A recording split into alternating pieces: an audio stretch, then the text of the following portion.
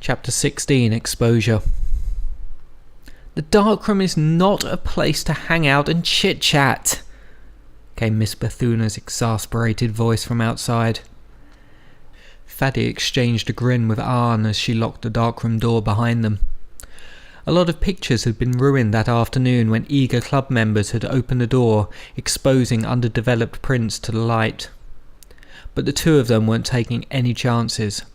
Arne had noticed that you got more time when all the other students were done, so she'd reserved the last slot of the darkroom schedule. Plus, you had Miss Bethuna all to yourself if you had any problems. "You go first," said Arne. She pulled out her negatives and peered down through a magnifying glass. "I can't decide what pictures to develop." Faddy nodded. A week. A mere 7 days. A paltry 168 hours remained till their deadline. 10,080 minutes to turn in the perfect shots to Miss Bethuna. The pressure was on. He said a quick prayer and gently unfurled the negatives from the roll of film he'd shot over the weekend. His shoulders tense. He slipped the reel inside the enlarger's cartridge. The enlarger was brand new and far easier to operate than the one his father had had back on Shogun Street. But the process was the same, and he'd quickly figured out how to work the lens so that it projected the negative's image down onto the easel. He scrolled to the third frame. A contented sigh whistled through his lips as he squinted down to examine the image. There it is. He'd gotten the idea for the picture from his last trip with his father to San Francisco when he'd been busted for trying to stow away on the plane to Peshawar.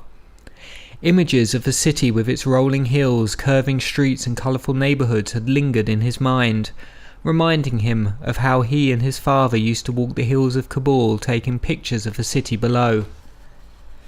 With a sense of nervousness, Faddy had approached his father one afternoon when they had been alone in the apartment together.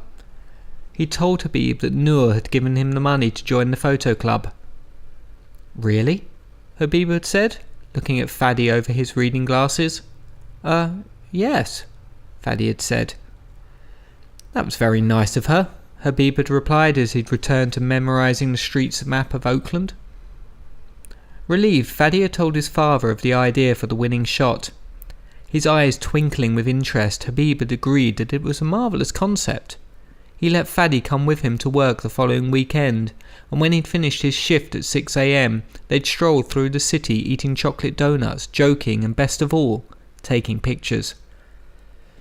Faddy now adjusted the knobs of the enlarger, bringing the image into focus. The blurry grey line sharpened, revealing a shot of Fillmore Street. He'd taken the picture in the crisp morning light, looking down from a steep hill as the street shot down at a nearly 90-degree angle, stopping at the sparkling waters of the San Francisco Bay. The lighting was perfect. The neat thing about the slope of the street was that the restaurant signs that jutted out from the graceful buildings on each side. There was a Chinese restaurant, a German Hofbrau, a Mexican taqueria, a falafel joint, a sushi bar and a French bakery. The composition of the shot works, thought Faddy. I hope the judges like it. The director of the Exploratorium, Millicent Chow, studied architecture, which the picture showcased. The buildings in the photo were restaurants, and Councilman Henry Watson owned one. Both of the judges loved the city, and the picture highlighted San Francisco. He wasn't sure what Lauren Reed liked, since they'd never been able to get much information about her. And Clive Murray? Well, Faddy was sure he'd like it too, since the different restaurants represented ethnic and cultural diversity. He cropped the picture, cutting out the buildings along the edges so that the eye followed the street down to the water. The eye naturally read the restaurant signs, creating a feeling of travel passing through the world of food. Faddy turned off the enlarger and grabbed a sheet of 8x10 photo paper. He slipped it under the lens and turned the enlarger back on. Light flashed down through the negative, landing on the paper. Within a minute, the machine automatically turned off. Faddy exhaled, not realising that he'd been holding his breath. He removed his negative and put them away. Next, he retrieved the photo paper and turned to Arne. "All yours," he said. As she fiddled with the enlarger, Faddy carried the photo paper over to the wet area of the darkroom. Miss Bethuna had prepared chemical baths in 3 trays and set them up in the long metal sink. He'd used tongs to place the paper in the first tray containing washing chemicals. This was a delicate process, and the sheet could only remain in the solution for a minute. Too long a soak resulted in the paper breaking down. Faddy set the timer and stared down through the red gloom. When the timer rang, Faddy reset it for 5 seconds and used the tongs to pull out the paper and slip it into the indicator stop bath. The print next went into the fixer for 2 minutes, which would make it light safe. Faddy gently pulled out the print and shook it to get rid of the solution. He attached it with film clips and hung it up to dry. Now all he had to do was wait, so he went over to help Arne with her prints. Faddy glanced from his picture of Fillmore Street back up to Miss Bethuna's contemplative face. "What do you think?" he asked. He and Arne had hurried to the studio at lunch the next day to check how their prints had turned out after drying. Miss Bethuna pursed her lips and reviewed the glossy black and white image. Faddy gazed down at the photo and self-doubt crept into his heart. "You've really captured a stunning image, Faddy," she said. "The idea of San Francisco being a cultural mosaic, literally a collage of different cuisines, is very clever. Technically it's beautiful and it's executed perfectly.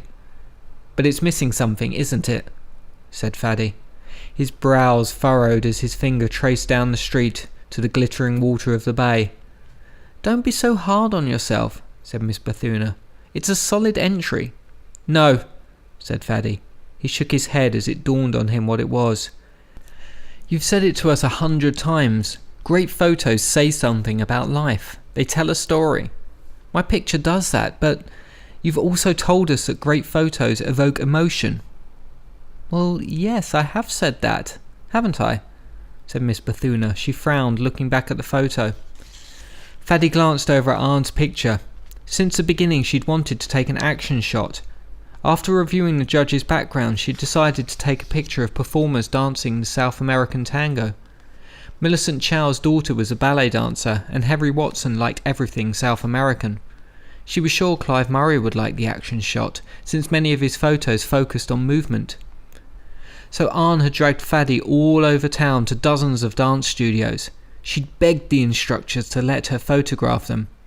Finally, when a charming woman had invited them to a dance competition she was hosting, they jumped at the opportunity. Arne's father had dropped them off early to set up and had given them a big thumbs up. An action shot required perfect timing and careful handling of the camera, so Faddy had suggested that Arne use a tripod.